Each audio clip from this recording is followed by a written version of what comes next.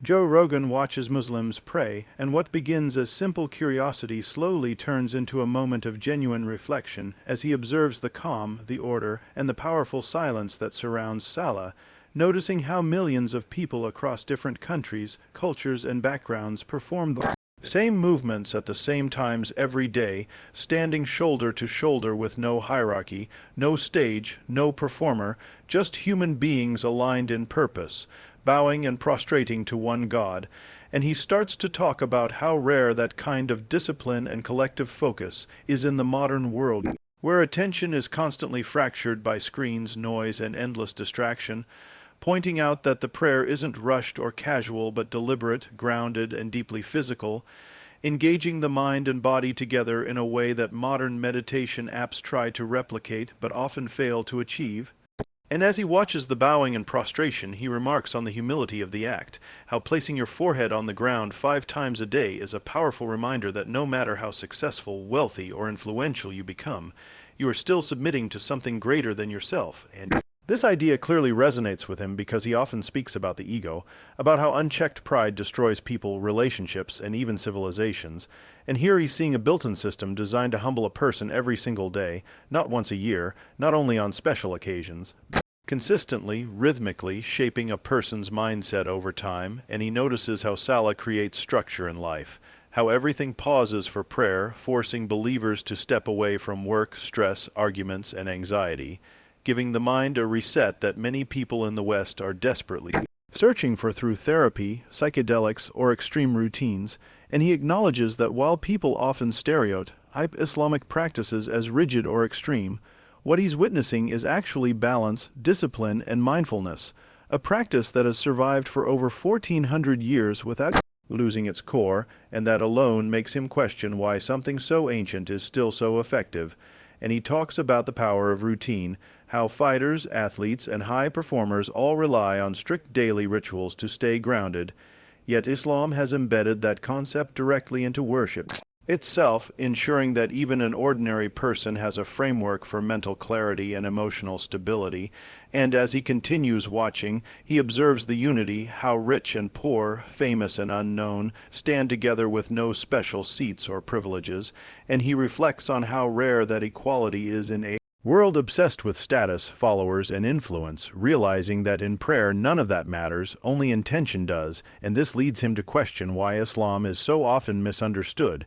why media narratives focus on fear instead of moments like this that reveal peace, order, and purpose. And he admits that watching Muslims pray challenges the shallow portrayals he's seen before, because this isn't chaos or blind following, it's conscious participation, learned discipline passed down through generations. And he points out how difficult it actually is to maintain something like this consistently, which makes the commitment even more impressive. And by the end of his reflection, it's clear that this isn't about conversion or agreement, but respect and understanding, recognizing that Salah offers something modern society is starving for: stillness, meaning, humility, and connection. And he concludes that whether someone is Muslim or not, there's something deeply human and powerful about millions of people pausing their lives every day to remember why they exist, because sometimes the most profound lessons don't come from arguments or debates, they come from quietly watching a practice that has shaped hearts, minds, and civilizations for centuries.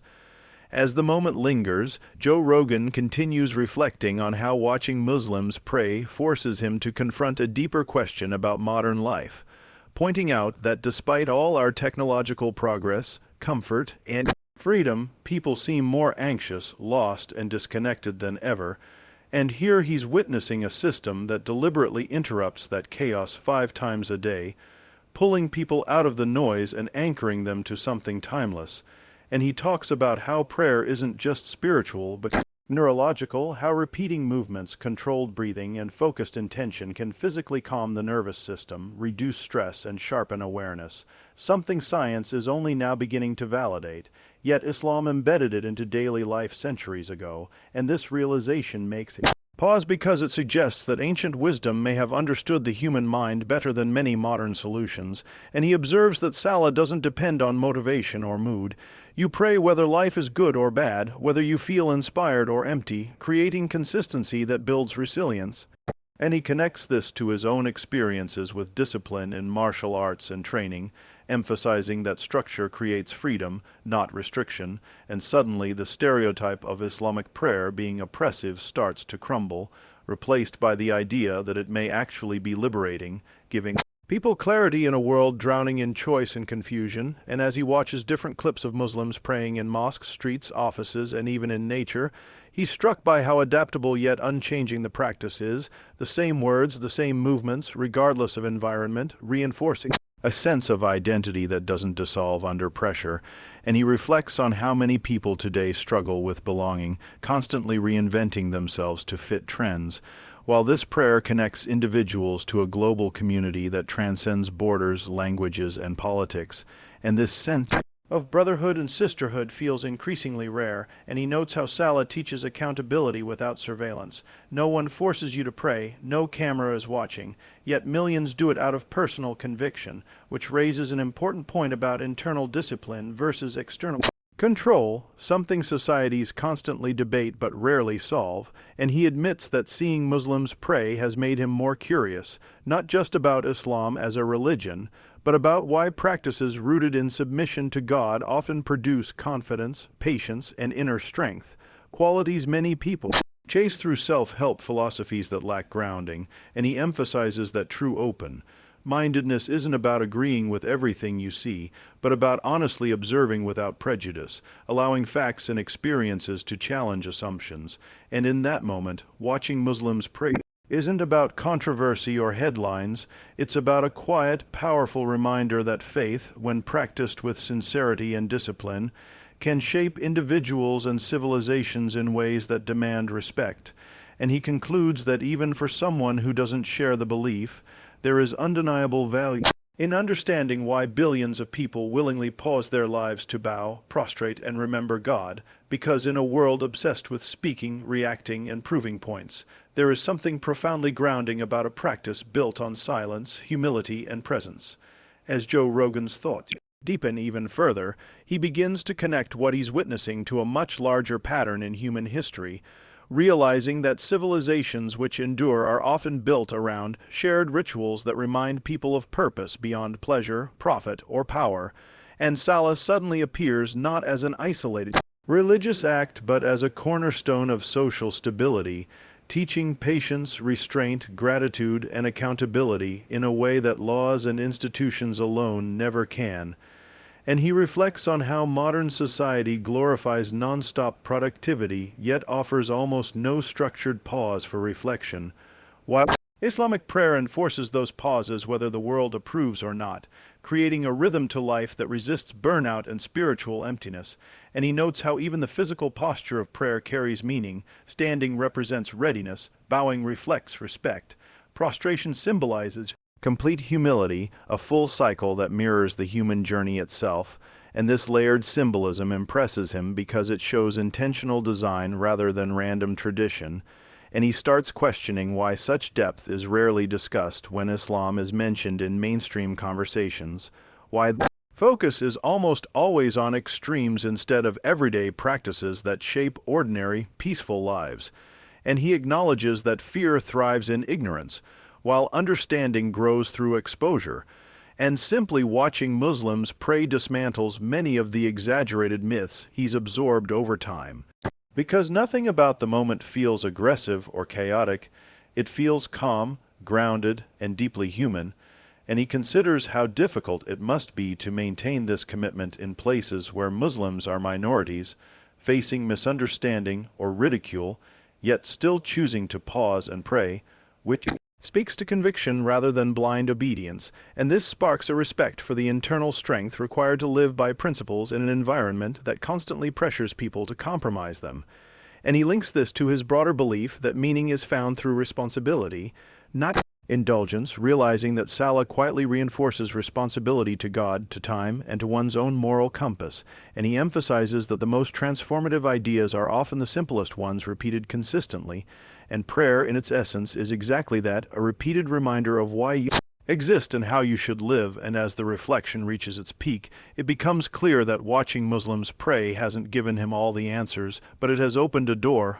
to curiosity, humility, and honest conversation, and he suggests that if more people observed before judging,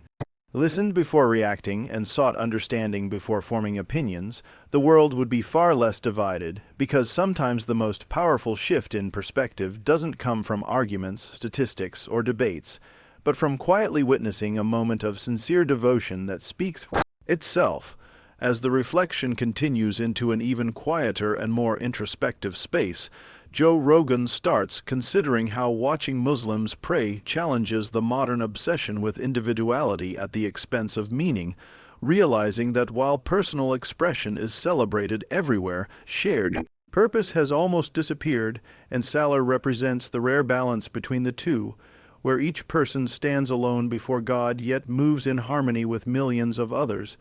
And this paradox fascinates him because it answers a question many people struggle with: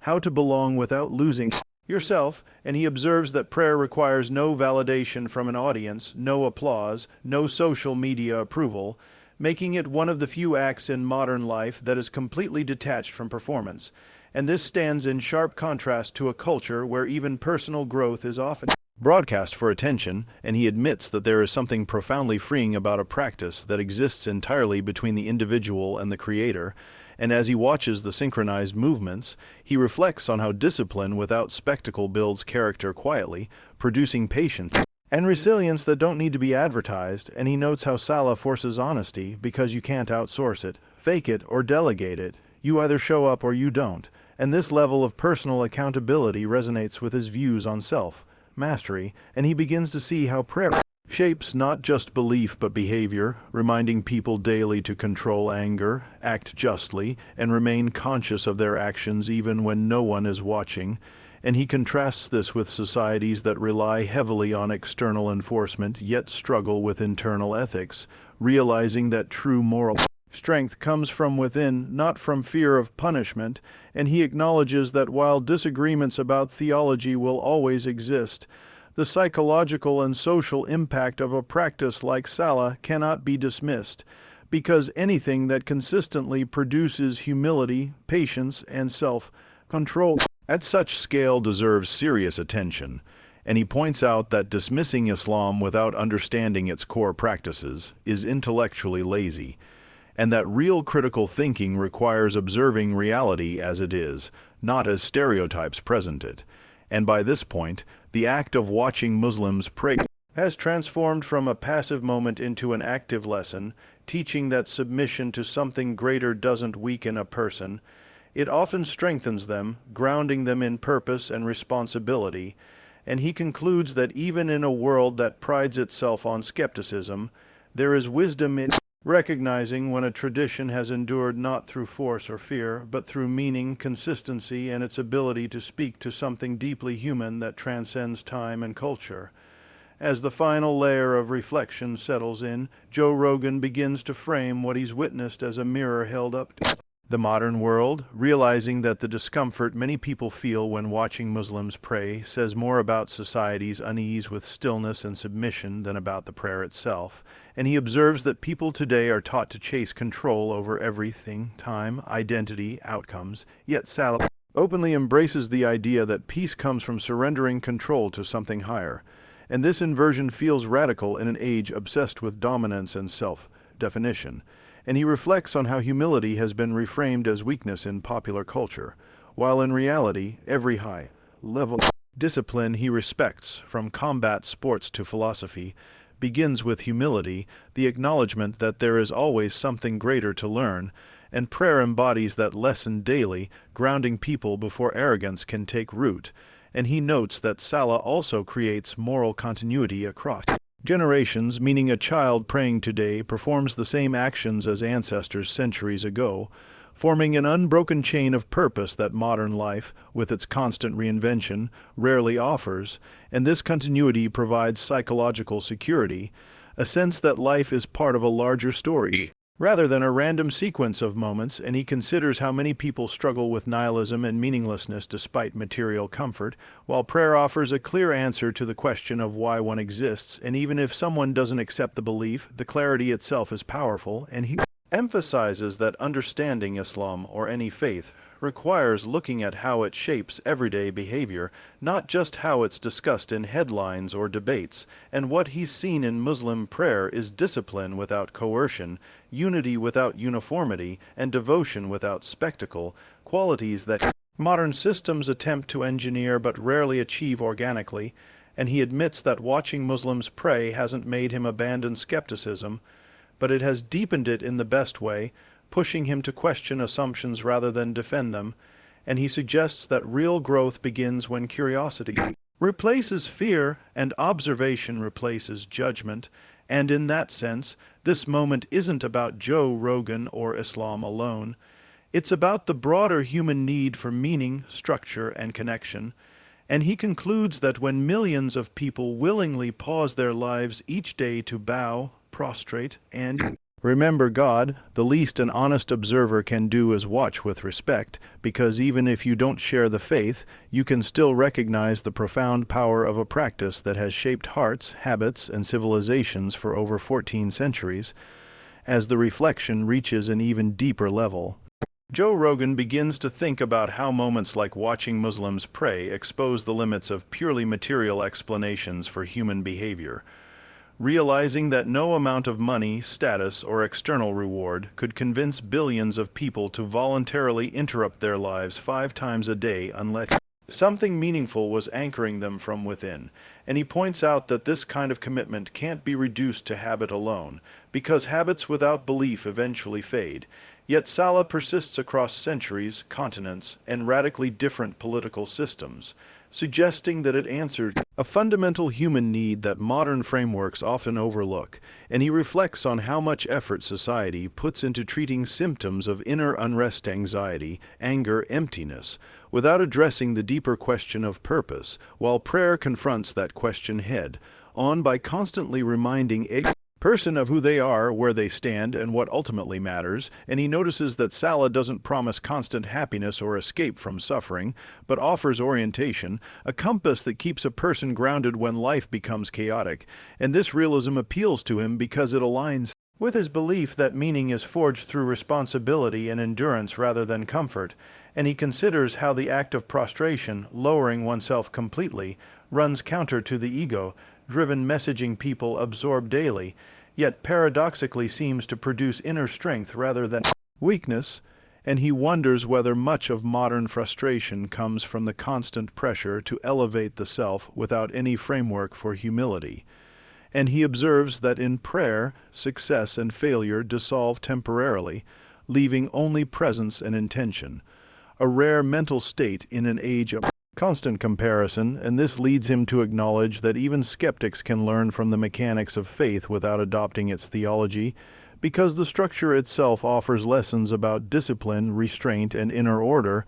and he stresses that dismissing such practices without examination isn't rational skepticism but intellectual laziness, and as the thought settles, it becomes clear that watching Muslims pray has shifted something subtle but important,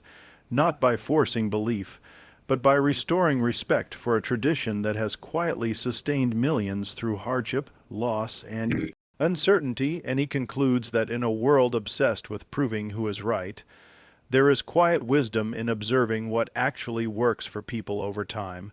because truth often leaves footprints not in arguments, but in the lives shaped by it day after day.